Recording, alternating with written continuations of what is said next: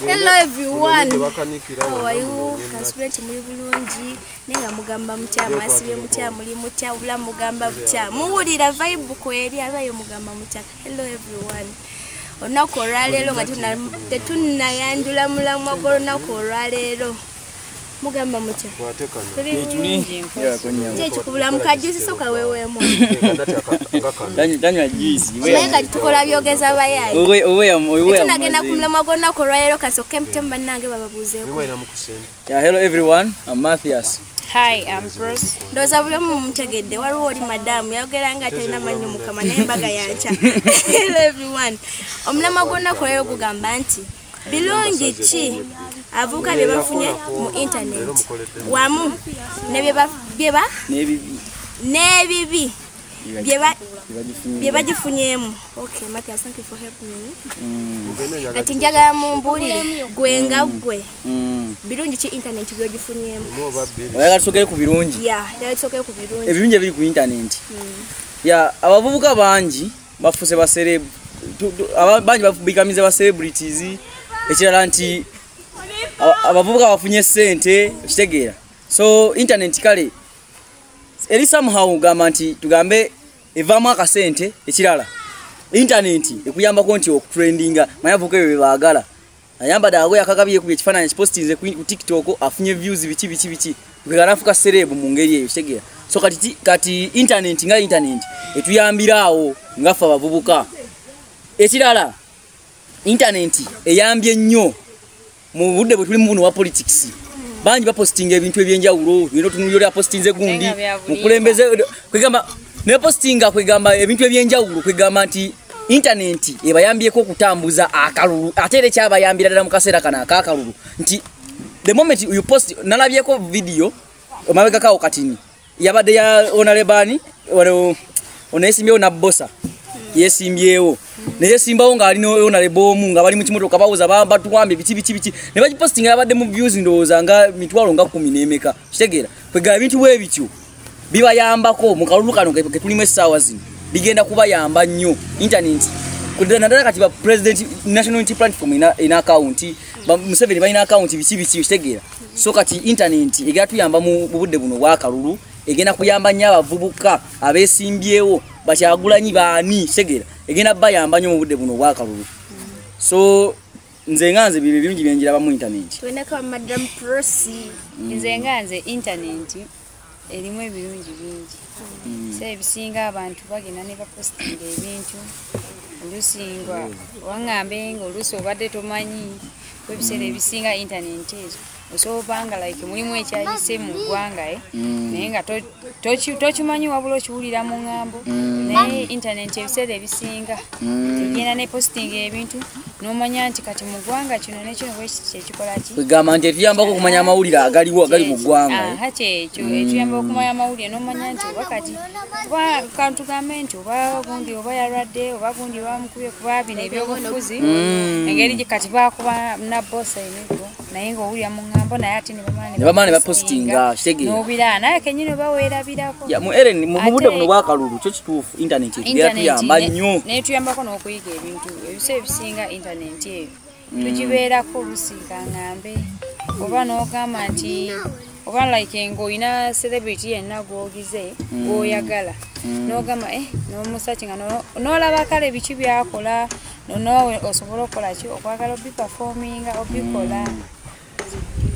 Nze nganze ebirungi byendala mu internet wadde mutunulidde nnyo ku bukulembeze oba ki internet osobola ogisomerako. Internet basobola okuwa in case ng'olina kyoyagala okuzuula oba kyoyagala okweyongera okumanya nga kiba kitegedde bulungi n'ogenda n'okitayipingamu ne bakikuleetera n'okisoma n'okitegeera bulungi.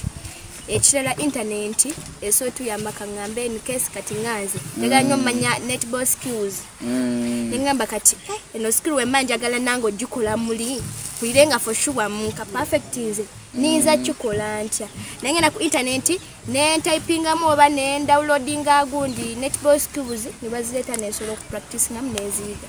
Kwegamba nti internet eyamba kwega mu bintu byonna kusachinga waka searching waka bichi ne wataba waka kusachinga like bintu ebyenjawulo kale mu bufunze nze nganze kati bwenkiraba mu internet ekirala kitinzo tuyambako esaawa zinene abaana bagaggawadde okugeza bascammers ekyegera singa teyali internet tewali scammer yandibadde mugaga naye abaana bavuga wano zisubaru ziki naye nga bazijje muki agenda kukwata essimu ye agenda fero omuzungu kyegera bakwata obwana ne babutema naye mbutuufu bavubuka mmwe akotaka bwakatemye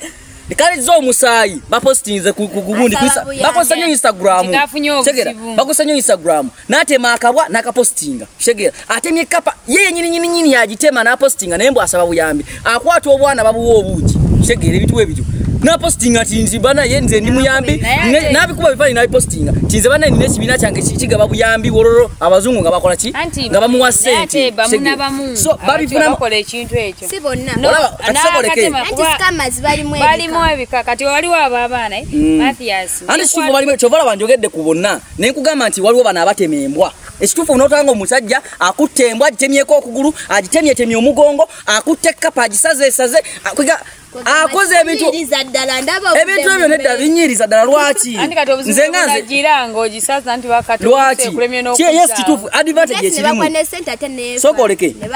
advantage ekirimu bakifunyemu sente kyegera bakikoze bakifunyemu sente abaana bagaggawadde omuzungu agenda mu dollars 15,000 kyegera ebintu bwe bityo kwegamba ogenda bivala abalamu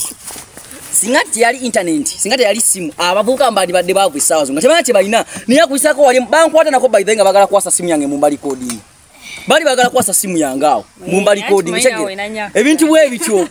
internet eina advantage nene nnyo kubavubuka kubanga bavubuka bava nas no nyo mulema wenna wonna wali kitegera nano nyo mulema wonna wali amukuba ekifaananyi posting on Instagram jugira Instagram ifisinga ko abazungu bamulabe nti ayamba bana shegera ne baje bakole ki ogenda kuyamba walo chukolanga rusitogenda babikolera ddala case no chukola ate no rose anti badogena funa mu center wane waffe mitiana ndoza basinga n'obungi kansuka ndowoze bwenjo wane waffe mitiana basinga obungi banji nnyo amasimu omwana agenda kumatiana agula iPhone n'amanya gunonguze mulimu era agenda kunganya abana aguleyo obuji bwa mutwalo gumu akube dola 15,000 mu bazungu kushegera akuba dola bwezi kwiga abene sente mpitirivu mukadde katono takoze agula atudde butuzi waka naye akozeseza just chi simu na postinga then nafuna sente anti era kati nebise sinabasinga ofuna sente era I mean abasinga ofuna sente nagula simu era ebyo byebasinga namba yesinga munzu mineno kati kwegamba nti abo scammers namanya nti mfinye simu ate bisinga ezo gundi zawe like obanga ina kyagirawo batero teka mpaso nga yajimanyiye kale internet abavubuka bagikozeseza mu bubi naye mu bubi bagikozeseza kuba si kirungi kubba bannaye bavubuka si kirungi kubba naye mu bubi bagikozeseza bakifunamu bagaggawadde bannange omanyi nti atayagala bugagga naye obufunyi otya bagagawalidde ku masimu naye ekyamazima ekikutemesa embwa kiki ekikutemesa kapa kiki ogikuto ogitemye okutembwa ogitemye okuta obwana obwana obusiwufu no babanonyayuka kalina akabuto kakazimba najja nabukuba ekifaananyi napostinga oshegedde ebintu bwe bityo sinti balonda kukubo basoboka kafuna Mathias kabere kaganda onajja nakambaza engoye wamala kambaza naye bino mbyogedde temunteega ne munkuba manya abavubuka mbati ababikola temunteega yogera ngoleka abavubuka mbati tugendewo ku bibi abavubuka bye bafunyemu abavubuka ebibi bafunye mu internet first of all introduction abavubuka for example tuna celebrity omugwe tumanyi video sija muogera ninga videos yasoko postinga okutrendinga yasoka kusindika video ya busegu oyo tuna celebrity TikTok atumumanyi in fact yega nyinyi yakyogera kamuogere ne mu kamera no kamuogere mu kamera lwaki naye kenyinyi yakolaki nebo yali kugundi kusanyuka yakyogera ne makona yakimugamba oyo chicken shegera videos yasoko okutoka trending bakuba no zali za busegu shegera buli omwe kyakimanyi kwega avubuka bakusiza internet okulaga obwerere bwawe basobola okola ki ne ba trendinga oshegera abavubuka abasinga engeri gye bajjamu ku internet wano nga baagala okufuna gundi ennyingi ebyali ku Gloria Gubi byane bonna mwabiraba omuntu okuvayo ku trendinga okitegeera bakola ebintu naye nga ekikuposting obuseegu kiki okitegeera kiki abavubuka bakoze ebintu by'obuseegu ekisingira ddala okuba ekibi bagedde ebintu by'obuseegu bakoze ebintu by'obuseegu ku internet kati tutunira mutu ku TikTok omuntu n'avaayo n'ayogera ekigambo naye ng'alina abaana yazaala n'omuntu balina ne show waliwo ne gundi zetumanyi ng'apostinga naye ng'apostinga ki byabukaba byapostinga byokka kitegeera naye akaunti yagikola ayogera byabukaba gwenoba okiraba nti akola byakisiru naye ate eriyo bakola ebintu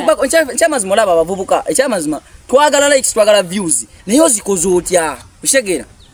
internet simbi ogifunamu sente naye ozifunye otya opostinze eki okufuna likes fenna buli muntu nawe alina ka tekino waitu asobola postinga ekintu na trending lwaki singa postinga ekintu sawa zino nga kya buseegu bannayuganda we bafiira kitegeera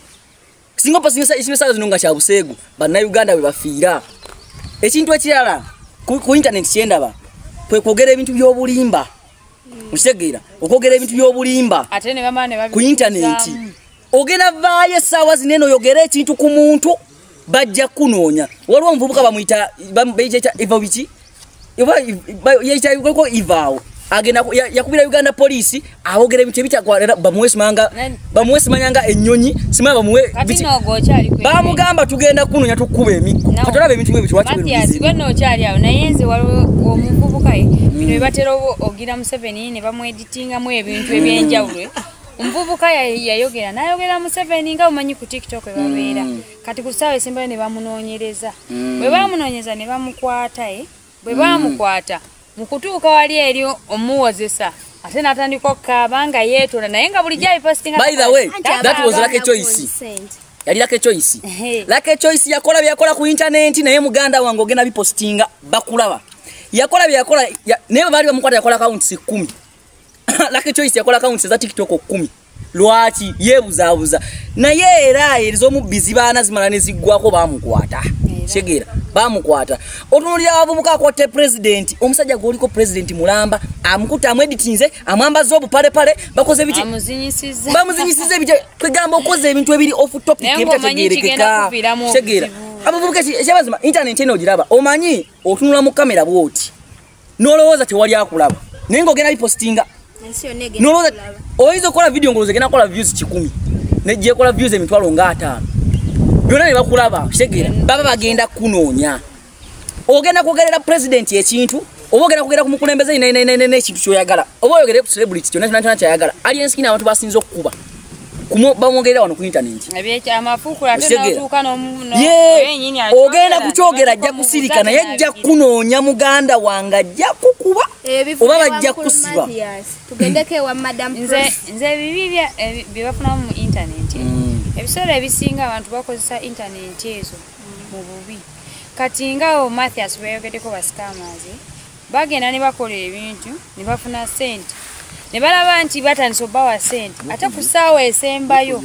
bwe bafuna sente nga balaba batandise okikuba ate ne batandika okufeera abo abantu bebakola ki bebagira ate ekigendo baviiramu obuzibu olaba nti abo abazungu bebiseera ebisinga babeera musize bweru naye basobola okunoonya bakufuna oshege kati otuuka oluusi ofunye sente oba like olinga wali oyagala gula motoka okuze motoka ate ku ssaawa esembayo otandise obbafera bakunoonyeza oluusi ambasasira bwana ebiseera ebisinga bwaba bafuna sente oluusi agize motoka togimaze eyo okitegeera kuba toyinza kugamba nti mu mwezi gumu oyinza okumwaba bascammers osobola bakolamu n'okola ki n'ogula emmotoka n'ofuna sente zigula emmotoka naye otuuka ne bakunoonya ate ne weekweka naye nga wali obikola tewali kwekweka. Omanyi abaganda bagamba nti ekikula amangu kifa mangu. Muganda wange sente zo zoyagala ez'amangu ng'oli scam oli mubbi obba bazungu okitegeera ekikula amangu kifa mangu. Ate era abaganda be bamu ne bagamba nti okalya ddakaddadda bagamba nti enkejje amazzi egaleka mu nnyanja ne gasanga muki mu ntamu. Kati gojja kulowooza nti essaawa zino byokola ogaggawadde yesu ojja gaggawala tetulina buzibu gaggawala bibyo naye consequences ezinavaamu ojja zifeesinga bwogu ekyo bwomu nze ngaze bibi byenizo labamu kangende koko ku masomero oba kungambe ku bana ba masomero that internet eno wenzo koseza abana ti abana bamuwe otandika okwemanyiza nti wosi abana abasinga ba masomero wemanyiza that every time ngenda kozesa smartphone ngenda gena ku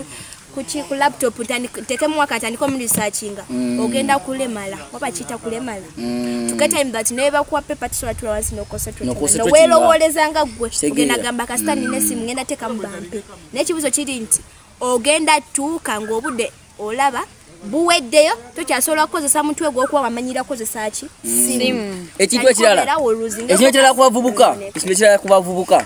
abavubuka bakozesa amasimu naddala kati kino kanjogere ku baana kwegamba kale nti biro 18 kitegeera bakozesa nnyo amasimu gano ne balaba bakozesa posting pornography balaba pornography kitegeera omwana ali ku WhatsApp n'agamba munne mpereza ekifaananyi kyo nga weeyambudde mpereza ekifaananyi kyo nga oli bwereere n'ogamba bannange okitegeera n'apostinga n'akimusindikira babeera ku masimu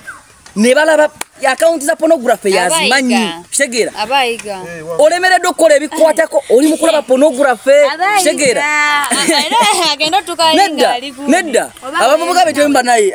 twebereremu ebitwe esimu si yasooso gikwata oyalaba ebyo ebyekisirusiru n'apostinga ebyo ebyekisirusiru si yasooso okukwata amasimu esimu ngikutte kuva buto okitegeera so kati ebintu gwe bw'oba olowooza nti nera nti ngenda kukwata simu posting pornography ndabe pornography werumya weka muganda wangu werumya weka teni muntu n'omu ate nze nyumirwa nnyo omuntu okubanga twamugamba ekintu